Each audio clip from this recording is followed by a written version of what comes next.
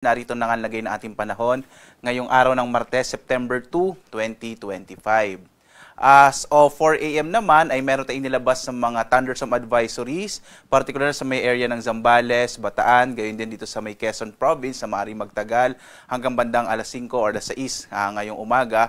Habang may heavy rainfall warning naman po na in-issue ang Pag-asa, particular na dito sa may area naman ng Occidental Mindoro at maging sa may Kalayaan Islands. Maaari po magtagal ito hanggang mga bandang alas 7 ng umaga. Muli po para sa latest update sa mga iba't ibang mga thunderstorm advisories, heavy rainfall information at mga general flood advisories sa buong bansa, bumisita po tayo dito sa panahon.gov.ph. Makikita po natin yung mga pinaka-latest na mga updates po at almost in real time yung ating mga information na inilalabas sa buong kapuluan.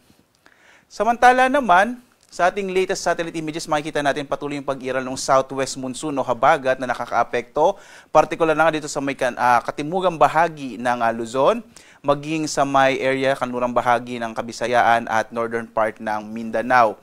Minomonitor pa rin natin itong low pressure area na huling namataan na sa 865 km silangan ng northern Luzon. Sa ngayon, maliit pa rin yung tsansa na ito ay maging bagyo at ang low pressure area na ito ay patuloy na kikilos pahilaga, palabas na rin po either mag-dissipate or lalabas ng Philippine Area of Responsibility kung hindi man ito magde-develop into a tropical depression. Samantala, mapapansin natin may mga kaulapan pa rin na dulot ng southwest monsoon. Ngayong araw, medyo maulap pa rin yung kalangitan, bagamat inaasa natin mababawasan na yung mga pag-ulan, particular na sa malaking bahagi ng northern and central Luzon, maging sa Calabarzon, Mimaropa at gayon din dito sa may area ng Metro Manila. Samantala, inaasahan din natin ang maulap na kalangitan sa may western section ng Kabisayaan.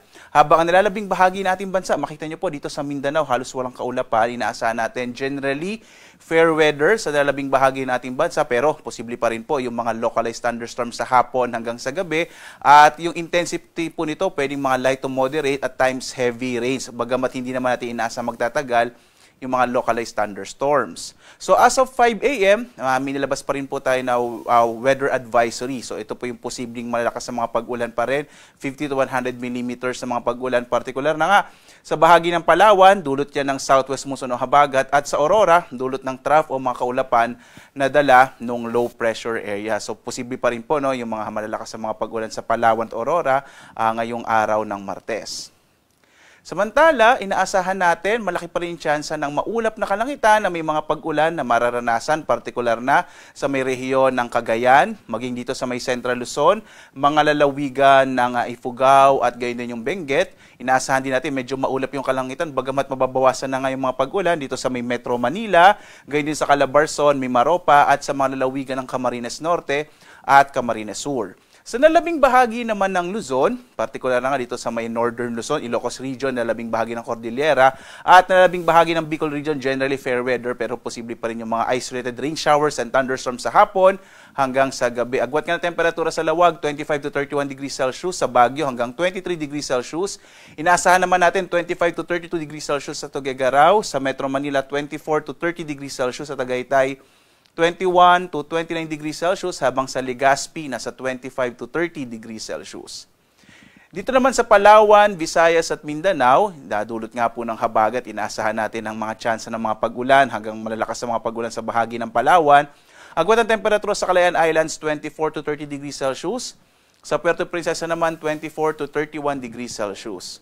Inaasahan din natin ang maulap na kalangitan sa bahagi ng Western Visayas, epekto ng hanging habagat, habang nilalabing bahagi ng Kabisayaan, mga localized thunderstorms na mararanasan sa hapon hanggang sa gabi. Agwat ang temperatura sa Iloilo, 24 to 31 degrees Celsius, sa Cebu naman 25 to 31 degrees Celsius, habang sa Tacloban nasa 26 to 32 degrees Celsius. Sa Mindanao, inaasahan natin, wala pong masyadong mga kaulapan tayong namataan sa kasalukuyan, kaya inaasahan natin generally fair weather sa malaking bahagi ng Mindanao, pero posible yung mga pulupulong pag-ulan, pagkulog sa hapon hanggang sa gabi. Agwat ang temperatura natin sa Zamboanga, 24 to 32 degrees Celsius, sa Cagayan de Oro, 24 to 31 degrees Celsius, habang sa Davao, 25 to 32 degrees Celsius. Sa lagay naman ng ating karagatan, wala po tayong nakataas na anumang gale warnings sa anumang bahagi nating bansa. Banayad hanggang sa katamtaman yung inaasa natin magiging lagay ng pag-alon ng ating mga baybayin po. Subalit mag-ingat pa rin, no? Lalong-lalo na yung mga maliliit na mga bangka. Kapag may mga thunderstorms, kung minsan nagpapalakas siya ng alon ng karagatan.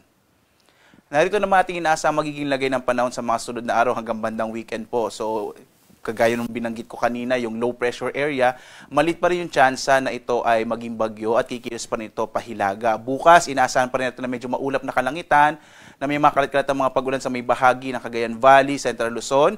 Posible po medyo sa Metro Manila, medyo maulap pa rin, gayon sa Calabarzon at may Maropa. Pagdating ng araw ng Huwebes, mababawasan na po yung mga inaasahan nating maulan na panahon.